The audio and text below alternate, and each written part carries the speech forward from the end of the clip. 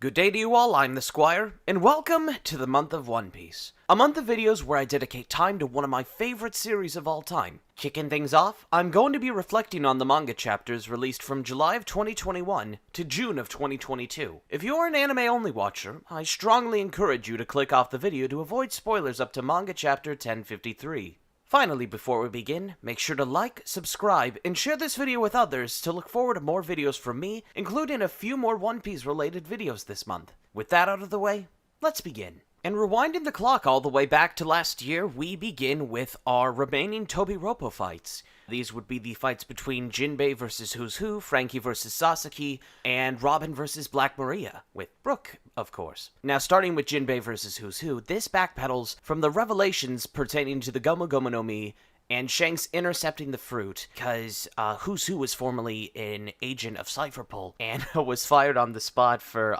messing up with Shanks retrieving that fruit.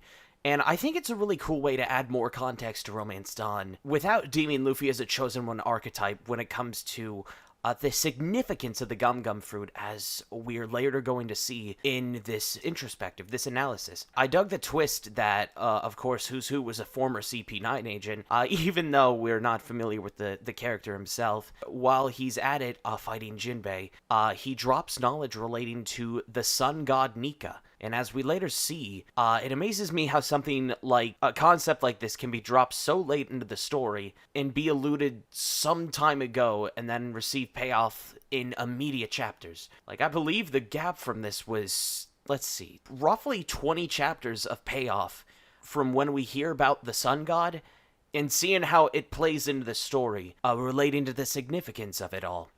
Moving forward, I still love how Jinbei continues to be a great character by telling Who's Who to piss off right after, saying, hey, you're not bad for a fishman, you know, and you could just really feel the seething anger from Jinbei where he's like, Alright, listen, fishman racism's out of style these days, you know that, right?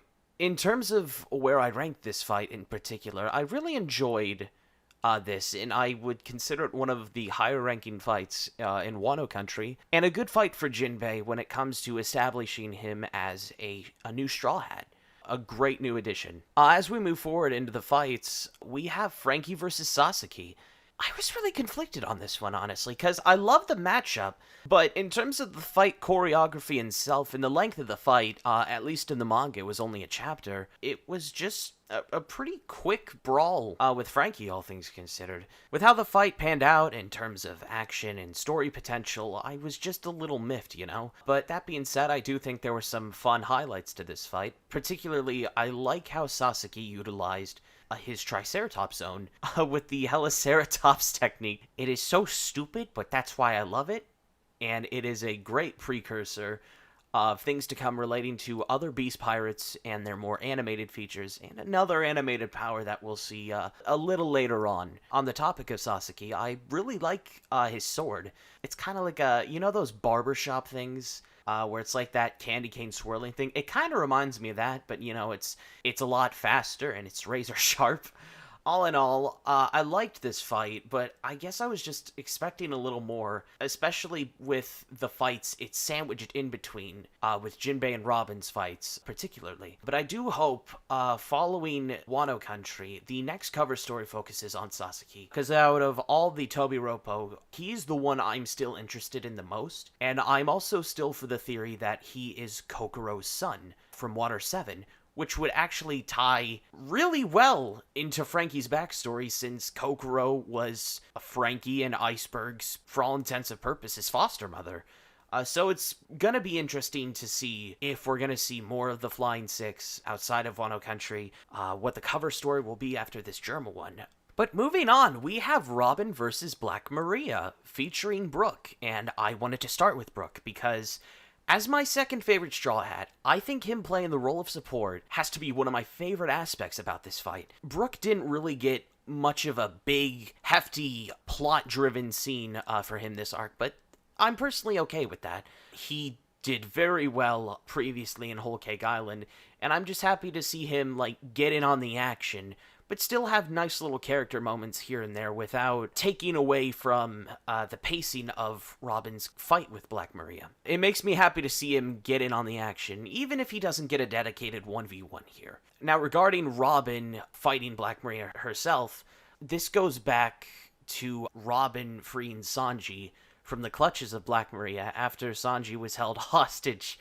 Meanwhile, Zorro was gaining W's on the roof, getting Conqueror's Haki, which, as a Sanji fan, a few painful chapters to digest, but when Robin came into the picture during this fight, it warmed my heart to see her call Sanji kind and reaffirm that he is one of the Pirate King's two wings. Because, Sanji had a hard time a few chapters prior, and as one of my favorite characters, I'm glad to hear Robin give some of my prior concerns some rest, when it comes to Sanji's relevance, or, how powerful is he really compared to the rest, because, when it comes to the power dynamic between Zorro and Sanji, yes, Zorro is clearly number 2, but I was worried how far the gap between them was getting in terms of their budding rivalry and their powers and whatnot. I digress, that's neither here nor there. Robin did excellent this fight between many of the attacks she utilized, the banter with Black Maria, and Demonio, her new ultimate technique, insanely raw.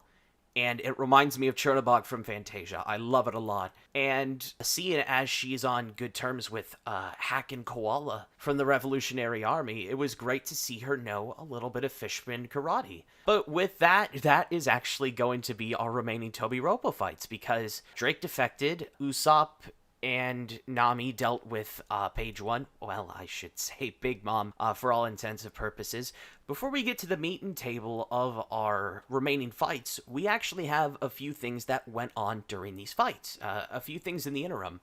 So first off, the gifters began to turn towards the Allies' side thanks to Tama, because of her Kibidango ability and how it controls animals and how it plays into the various Zone Smile users in Kaido's army. Her ability was very useful, and it really made a great turn in the battle ahead.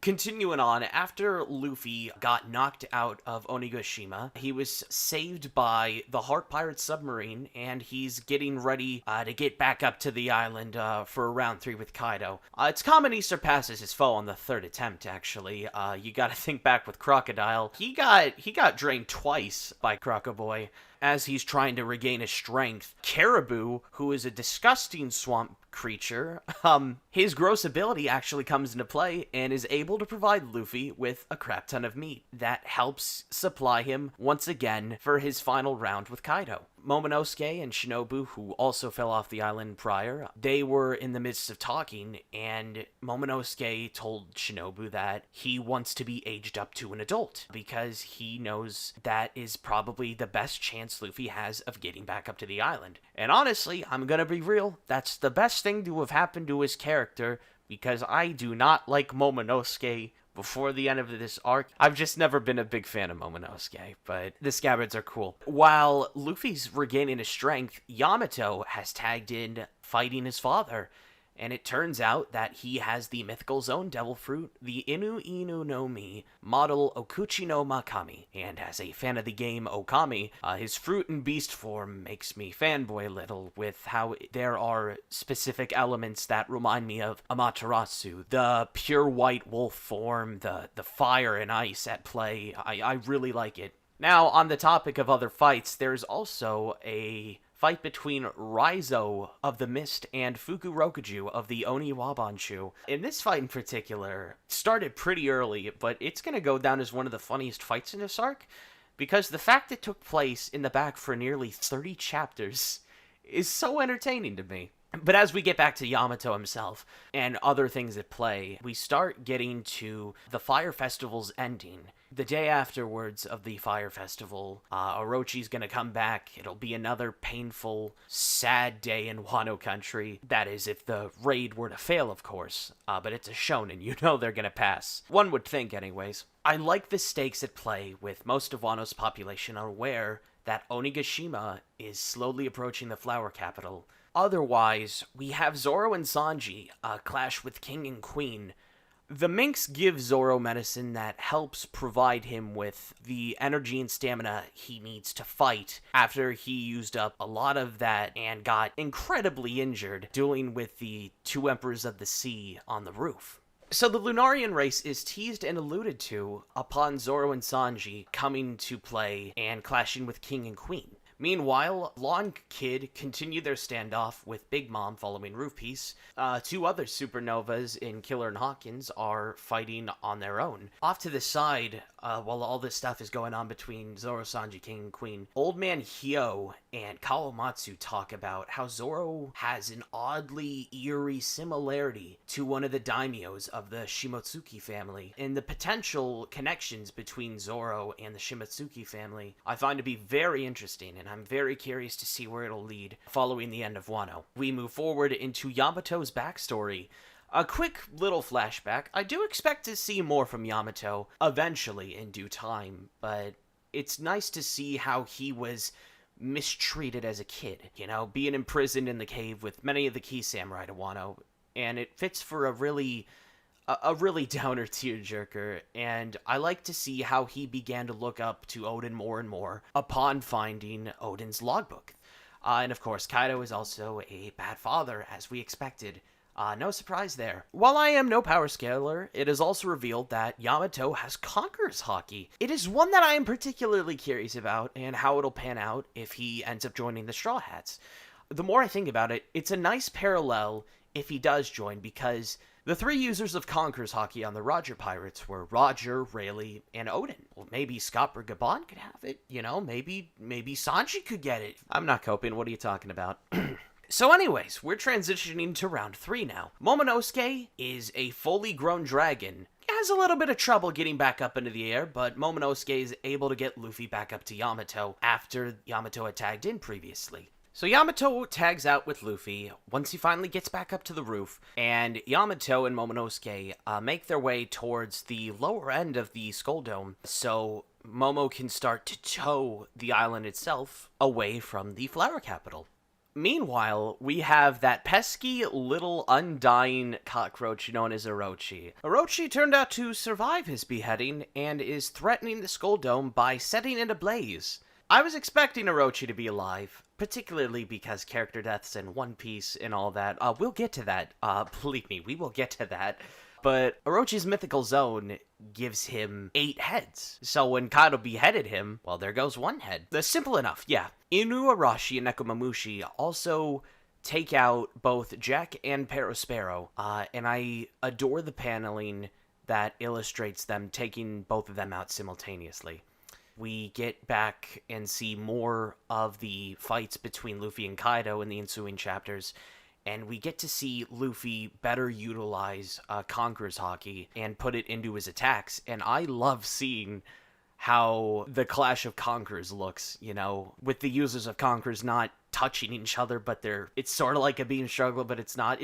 I really like the visual fidelity of that. But meanwhile, off the shores of Wano, as the tension continues, we see a sneaky little Rob Lucci. Lucci is positioning ships for a world government takeover of Wano, and knowing he's usually the ace up the government's sleeve when dealing with a certain Nico Robin, suffice to say, it does make me a little worried for the incoming chapters following the end of Wano, because Rob Lucci, he is a very bloodthirsty hunter, that man. We get to the last stretch, and our last wave of fights starts with Killer versus Hawkins.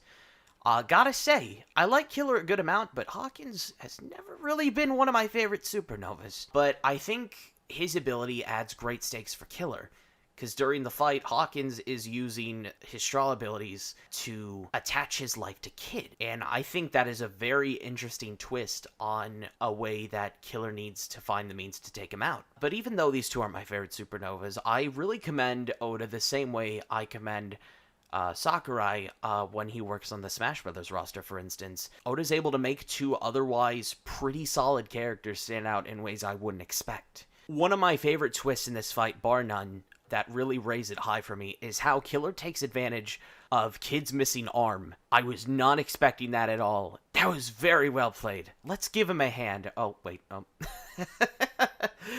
But anyways, this is the end for Hawkins this arc. Is he dead? Maybe, I don't know. As one of my least favorite supernovas, I'm just glad to see him gone. But I really like how this fight makes me appreciate the dynamic between Kid and Killer a lot more. And right before we get to all the good stuff between the Wings of the Pirate King, Luffy himself, and the other two supernovas at play, we get a bit of a misfire, because it turns out while the tension is ensuing, Kinemon is revealed to have survived a brutal attack from Kaido, and what kept him alive after being slashed really hard? Law's ability. So because they didn't put him back the correct way, Kinemon was still roughly apart this entire time. Of the fake deaths Oda has illustrated in this story, I do say this has to be one of the higher stinging ones. I think Pell in particular is still the one that stings the most, because Pell's death in Alabasta, but then turns out, no, he's just alive. It really takes away a lot of the emotional weight during that arc, and retroactively takes the ending down a notch, which is a shame, because I really love Alabasta. And while I think Wano is still turning out to be an excellent arc, I was just very disappointed to see Kinemon alive. And he was one of the scabbards I would have been willing to part with because of his seniority, how long he's been a part of the story. But you know, because of how death is in One Piece, I can't say I'm really surprised. Kiku turns out to be alive as well, but I'm okay because I was expecting Kiku to be fine, given her prior brush with Kanjuro. Wow, I've got to stop with these puns. But Kanjuro is also revealed to be kicking, but this one is softened for me, oddly enough, because Kanjuro puts his entire being into the Kanzenbo, a finale that adds urgency to the increasing fire in the manor. So now that Kanzenbo is going down into the basement, Yamato catches wind of this and needs to get down to the basement and needs to stop the Kanzenbo from exploding all of the artillery and gunpowder and all that. Essentially, we gotta stop Onigashima from being the next space colony arc.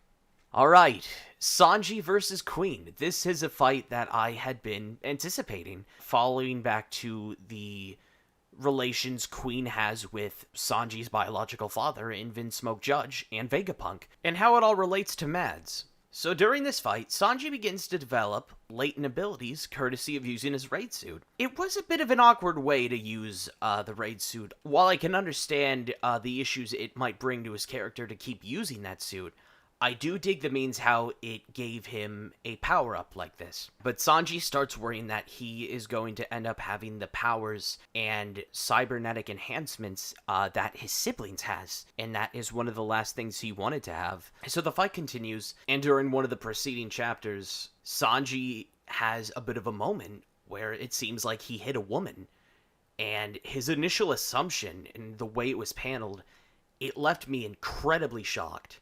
Because one of my favorite things with Sanji is his moral code and his chivalry when it comes to how he goes about female opponents. Now, it does play into his weakness with how we saw that with Black Maria previously, but I was genuinely nervous and scared for Sanji in that moment. Like, did he actually hit that woman? But having him channel his Germa abilities indicated through his eyebrow-twisting directions, that is a really cool indicator. We get further into the fight, and Queen catches up with him, and is continuing to urge him, like, bring out Stealth Black, bring out Soba Mask, I want to see you transform it, get funky and all that. And Sanji has a nice quiet soliloquy, highlighting his conflict and his existing weakness, and I found it to be very powerful. This was one of my favorite moments Sanji has displayed post-time skip, bar none. Destroying the raid suit, while I will miss Soba Mask, I thought was excellent for his character, especially how it tied to his shallow means of being a peeping Tom. Prior then, you know, Thriller Bark had the clear fruit, the invisibility fruit, and when Sanji fought Absalom, it was revealed that he had a hidden double standard to him, like, that he wanted to, you know, essentially go into the girls' locker room, and I'm like, dude, come on.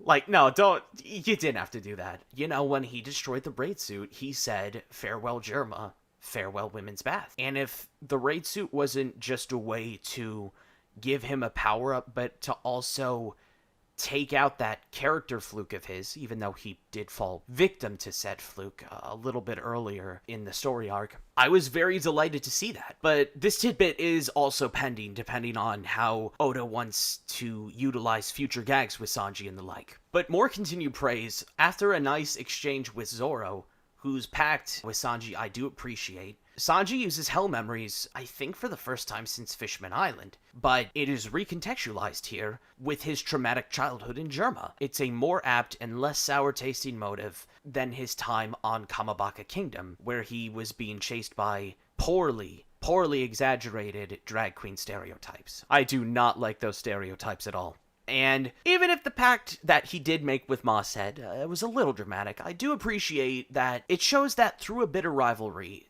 Sanji and Zorro still trust each other at the end of the day. We get to more of the fight. I was not expecting Queen to be able to utilize Germa abilities, but I was down with it. He's a cyborg brontosaurus, man. Like, what's not to love about Queen? It was unexpected how he used the abilities, and his prior relations with Judge and Vegapunk once again have me intrigued. When we do see Vegapunk, I'm really looking forward to see where the connection between the three of them lie. And we get to the moment where it turned out the one who hit the woman, Osome, was Queen. Osome was one of the brothel girls, and Queen's personal favorite under Komurasaki. So not only do I take that sigh of relief, but Sanji's able to take that sigh of relief knowing that he didn't end up hitting that woman. And this led to Ifrit Jambe, thanks to the new Germa power-up that Sanji has come to terms with. He coats his armament Haki up, and he's able to ignite his leg into a blue fire with lightning effects. Oh, it looks so cool!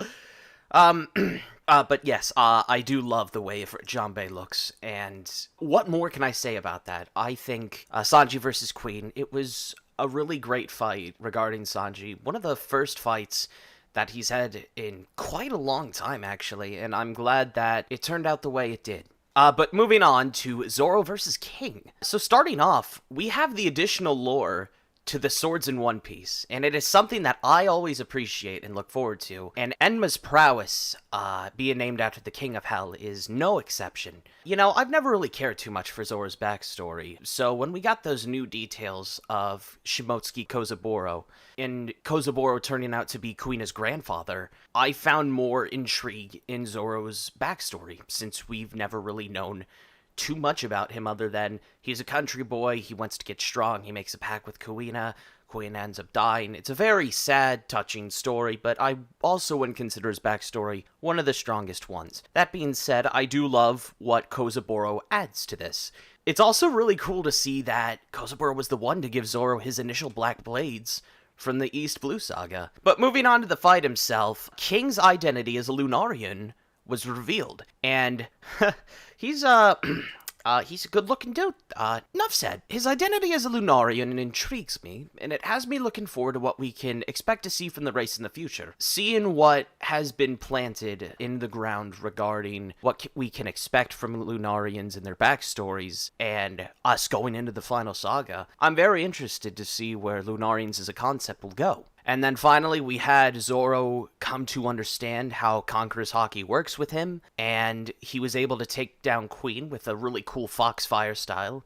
A nice homage to Kinemon, actually, since he's Foxfire Kinemon, and he has a specialty of cutting fire. So it's nice to see Zorro incorporate another sword technique into his repertoire. You know, and in the fight off, Zorro's like, I'm gonna declare myself the King of Hell, just strengthening his resolve to be the world's best swordsman. Really good character moment for him. I'm sure I speak for everyone else when I say I'm looking forward to see how his strength will come to play when he fights Mihawk. And then we have Kid-in-Law versus Big Mom. Their awakenings were mentioned a little earlier. I sort of glossed over those to make sure this was more uniform, but Kid-in-Law's awakenings are really cool. I really like seeing how K-Room is able to hurt someone from the inside out. Pretty metal, but that fits with Law's aesthetic and all that. And I like Kid's awakening because it can turn someone into an active magnet. You know, we've had awakened Paramecias where the environment around them turns into something of their fruit, but Kid's able to turn someone into a catalyst, a sort of beacon that works to his power. Speaking of his power, I also really enjoyed his railgun. And seeing Big Mom as a threat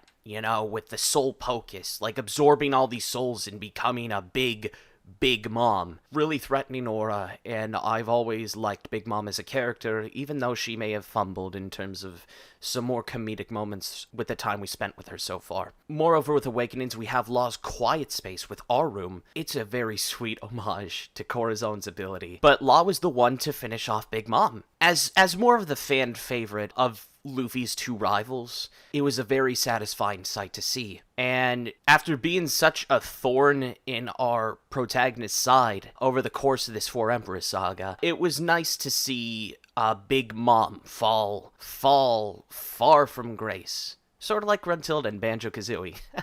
But before we get to the finale, there's some meanwhile shenanigans that had been transpiring, as usual. Apu managed to escape following CP0 taking Drake out of commission. We had DS Drake have that brush with CP0, and Apu, being the coward's man, wanting to survive, have his own double agent work with all that. He flees the scene with one of the numbers. For who gets to take on CP0 is Izo. Izo is there to stall their effort to deal with the Straw Hats. Izo managed to take one out, but alas, he was mortally wounded. Then we have Yamato stopping the Kanzenbo from destroying the island, and shrinks it drastically to the size of a small little bean or whatever. And then we have Zunisha approaching Wano. You know, I was not expecting that. You figured Zunisha would be going around in the fog for its dying days, but I was surprised to see it show up to Wano. Really surprised. Then we have Hiyori. During the Zorro chapters, it was revealed that Hiyori managed to make it onto the island and confronts Orochi, with this marking the beginning of the end for this eight-headed clown. And of course, we finally have the epic, thrilling conclusion that Raizo defeats Fukurokuju. Congratulations, Raizo. You earned it. I forgot to mention with Zunisha. Zunisha is revealed to be a companion of Joy Boy, all the way back from the Void Century. So, more and more of this Void Century. Really anxious to learn about it. There's nothing really more for me to say about it, because we know a lot surrounding it, but we also know very little. But now we have Luffy versus Kaido, the finale. Regarding Kaido, I love his drunken fighting styles. You have the flirty one, you have the bloodlust one, you have the drunken fist style. Really creative way to take advantage of that. We also get more attacks from Luffy with Gum Gum Hydra as Snake Man, and we get Over Kongun, which we were hoping to see him finish off Kaido with.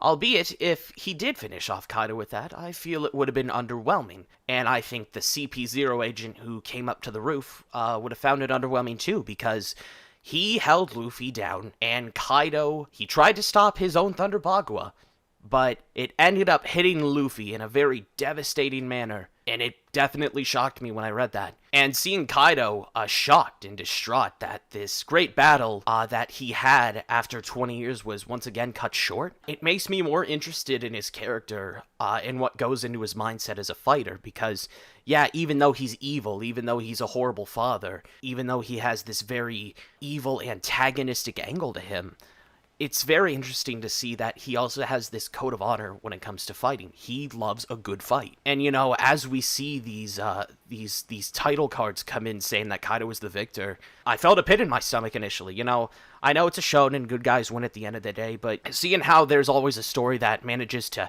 twist and turn it into its own different way, I wasn't sure how this was going to end. So I was just concerned what it meant after Luffy was going to be taken out. But little did we know, Luffy started to awaken his power, and I remember seeing his hair melt or like steam up, and I was very lost for words. I was very confused, and I was very...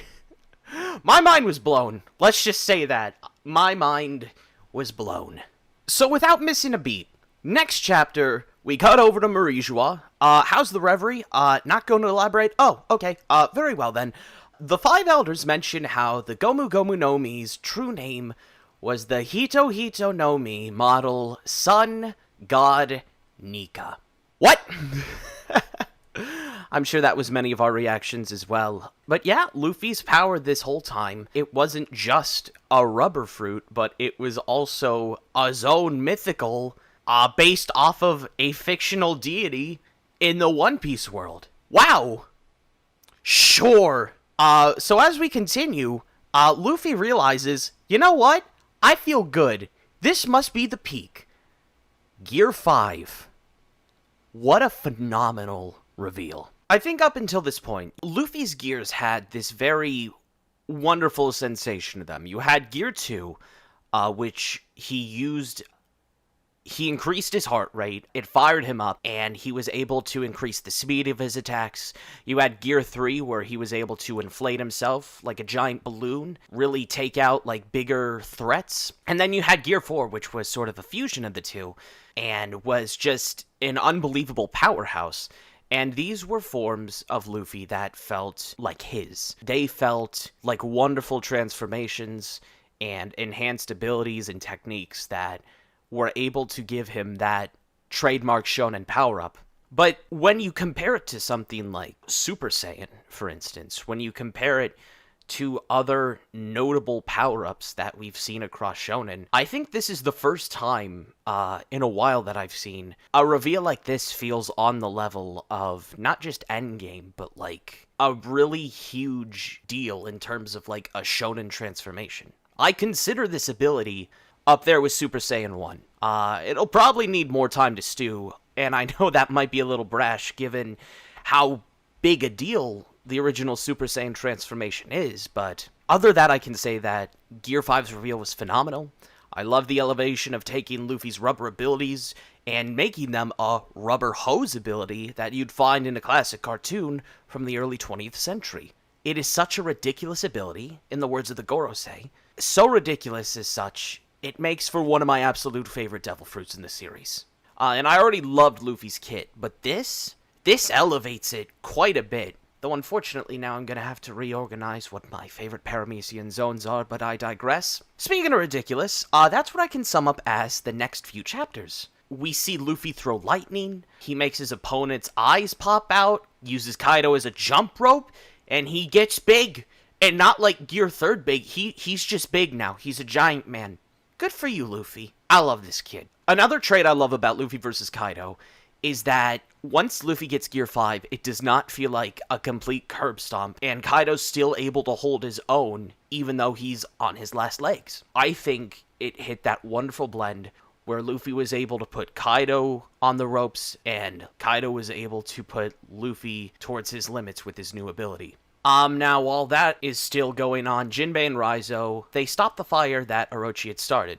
A great moment for the both of them to shine, and Raizo's scroll abilities coming into good use, using Zunisha's water, that's also a good highlight. Kaido also revealed that Roger didn't have a devil fruit, and as someone who was dreading those theories that Roger had a devil fruit, it was such a relief to hear, because I really prefer the idea of him just being insanely strong on the account of his hockey, as opposed to having a fruit that makes his kit not really mean that much. You know, I really like seeing just the sheer strength, like, yeah, this is the Pirate King. He's a master. He's a prodigy with this hockey. I find that more interesting, personally.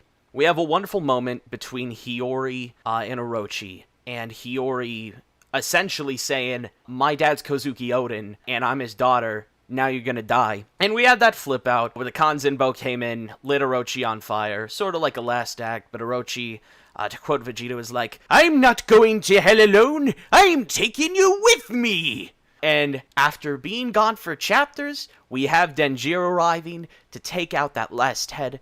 Truly superb.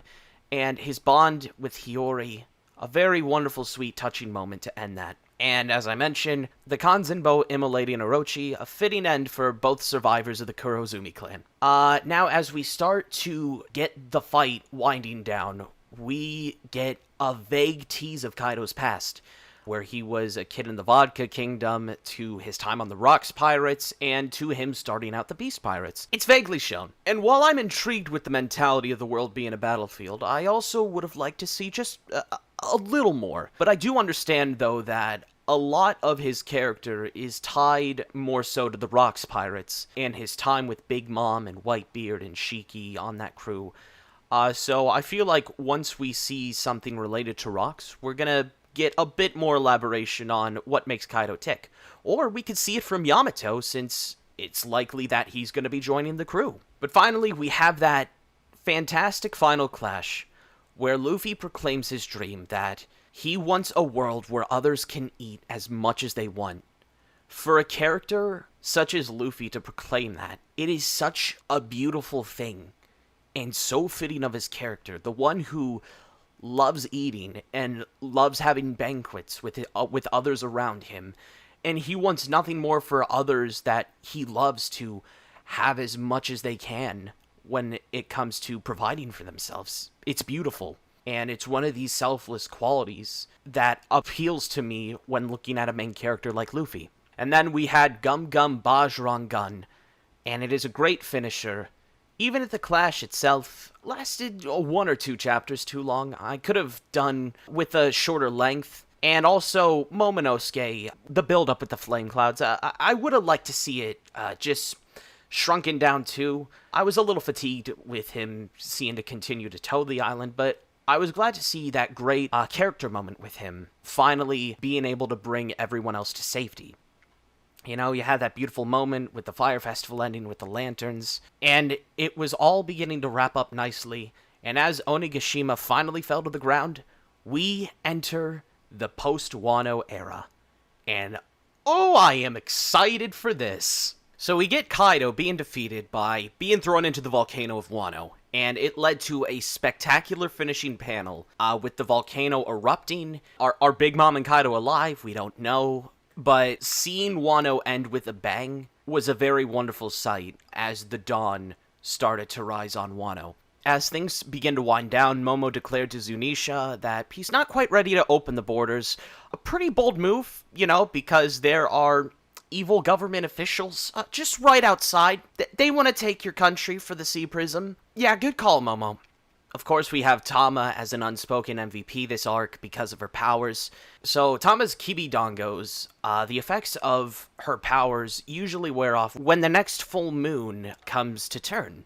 But it's nice to see that gifters like Speed are willing to turn for the better after spending a good amount of time with Tama. And we finally get to see Yamato interacting with the rest of the Straw Hats. It's a very wonderful sight, seeing the nice crew dynamic, you know, Jinbei being a little cautious, like, I don't know, do we want you on the crew?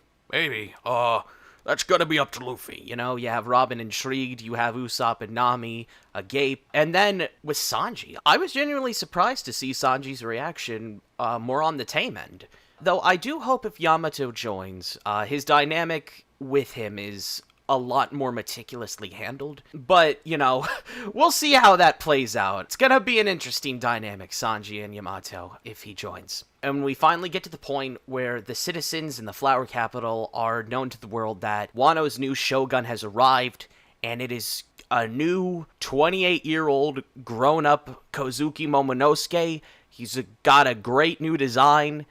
Farewell to that crappy little kid. He had an excellent speech. And then we just have this nice euphoria of chapters, seeing Wano begin to wind down very casually, very lovely. We get Luffy and Zorro waking up, you know, we get Momonosuke being chastised for his pervy antics, and we do get the shonen regular bath scene, but what was nice about this one is we see Kiku and Yamato join the others in the separate baths with their respective gender identity, and that is very heartwarming to see.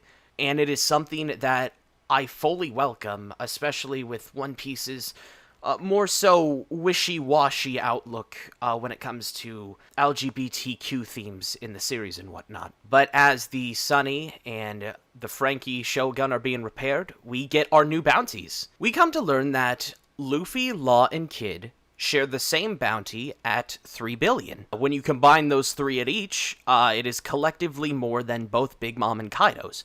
However, Luffy is proclaimed to be one of the new 4 emperors, but we'll get back to that, because we get back to the prison cell where one of the poneglyphs is being held in the Flower Capital Palace. So Teinguyama Hitetsu comes out to Robin and is revealed to be Kozuki Sukiyaki, Momo and Hiyori's grandfather. A very welcome surprise, but the anime voice actors, and context clues from prior chapters, alluded to it.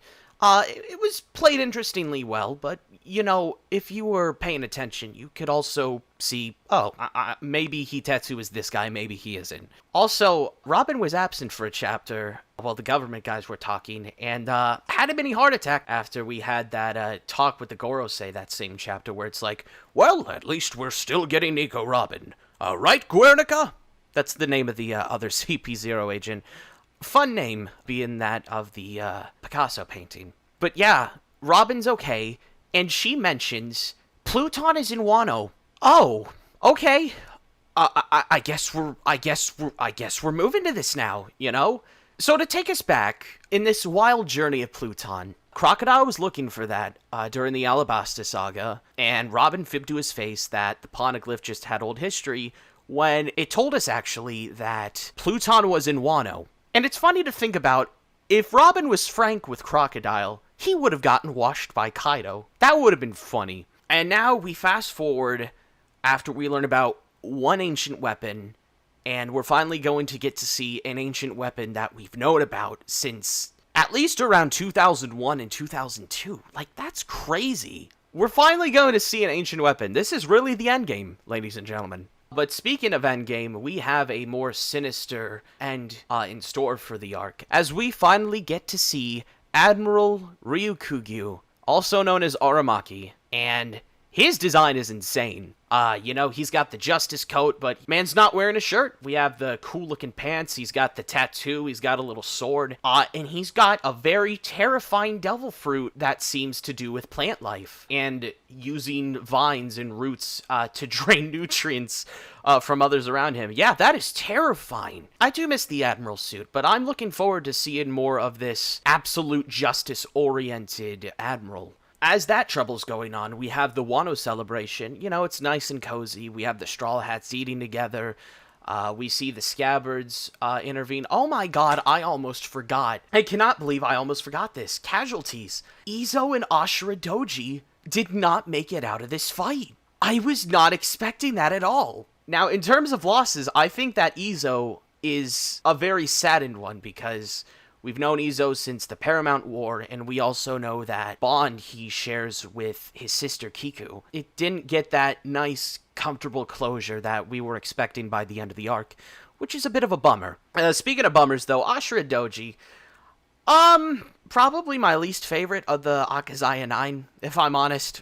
So, while he had his death, and it was nice to see him, you know, have his moment, I was still kind of underwhelmed with his death, all things considered. So I probably would have switched him out for Kinemon, as I had complaints for recently. But, you know, it is what it is. Seeing characters killed off in this very rare instance in the story, it's quite a surprise. But back to the celebration. We have Wano. It's nice, wonderful, cozy, and whatnot. And in terms of celebrations so far, I say so far because we won't know how this ends, I'm going to put it up there with Skypiea and Thriller Bark. It's very nice, satisfying to see this arc end after a while, and this is probably the first big party I'd say we've seen since Punk Hazard, which has been a pretty long time when you factor in serialization and whatnot. But Kid comes because he wants to take Luffy's head, because he is proclaimed to be one of the new 4 emperors by the World Economic Journal. So our new emperors are as the following. We have Monkey D. Luffy, we have Marshall D. Teach, also known as Blackbeard, we have Red Hair Shanks, and we have Buggy the Clown. A nice, great lot. Buggy. Buggy is an emperor. Man, this story. I love this story so much. Buggy continues to be one of the funniest characters, given how we... powerful. He humors us with his great power, that Buggy. So, to see where this leads, wondering how Buggy became an emperor in the first place, and to wonder how large Shanks and Blackbeard's bounties may have gotten since Big Mom and Kaido were kicked off the totem pole and whatnot, it's going to be a very interesting sight. But there is going to be a bit of a layer of tragedy and cliffhanger to that, as Aramaki is slowly strolling towards the capital, and it fills me with dread because, as the last chapter of June alludes to, he mentions the world is in quite a very unholy state. And those were the chapters. Quite a good year of chapters relating to this series, if I do say so myself. There's going to be a lot more in store following this, I'm sure. And it's going to be quite a beautiful sight to see where this story goes as we're coming towards our final saga. So I'd like to thank you all for tuning in and listening to me talk about these last few chapters, and be sure to stay tuned for at least one more piece of One Piece month content. There's going to be another One Piece related video down the line, but that might see a bit of a delay. Considering the scope of what it is, it's going to be my first forte into a character study, but stay tuned for a commentary and initial thoughts on One Piece World Seeker towards the end of this month. Thank you all for watching. I've been the Squire, and make sure to be kind to one another. I'm gonna be king of the pirates.